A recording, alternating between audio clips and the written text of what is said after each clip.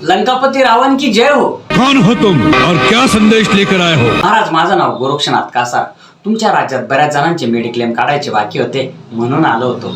अच्छा, महाराज कसं आहे माहिती का, आपल्या फॅमिलीचं मेडिक्लेम काढून ठेवलेलं राहिलं ना तर माणूस निश्चिंत राहतो, म्हणजे टेन्शनच राहत नाही. उद्या जर आपल्या घरातल्या एखाद्या माणसाला ऍडमिट करायची गरज पडली तर ऐन वेळेस किती पैसा लागेल हे काही सांगता येतं का?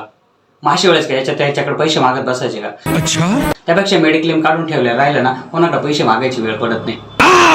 यही बात तो हम तुम्हारे मुंह से सुनना चाहते थे. म्हणून प्रत्येकाच्या घरामध्ये मेडिक्लेम पाहिजे. व तुमच्या राज्यामध्ये बऱ्याच जणांचे मेडिक्लेम काढायचे बाकी आहे, तेच सांगण्यासाठी तुमच्याकडे आलो होतो मी. मैं तुझे ही ढूंढ रहा था. हो का? अरे वा वा वा वा वा. ठीक आहे, चला सांगा बरं मग आता कोणाकोणाचे मेडिक्लेम काढायचे ते. लंका के मंत्रीगण, सेना के पदाधिकारी, नायकगण, युवराज इंद्रजीत, सेनाध्यक्ष प्रहर, हा, ते तुमच्या घरातले माणसं राहिले ना काही? महारानी मंदोदरी, महाराणी मंदोदरी, इंद्रजीत, इंद्रजित, विभीषण, विभीषण, कुंभकर्ण. कुंभकर्ण. बहुतेक त्यांचं मेडिकल होईल बरं का, कारण त्यांना बहुतेक ना डायबिटीज, बीपी, शुगर पण असेल, कारण ते कायम झोपलेले राहतात. अच्छा, आणि ते माग नाकाचं ऑपरेशन केलं त्या कोण?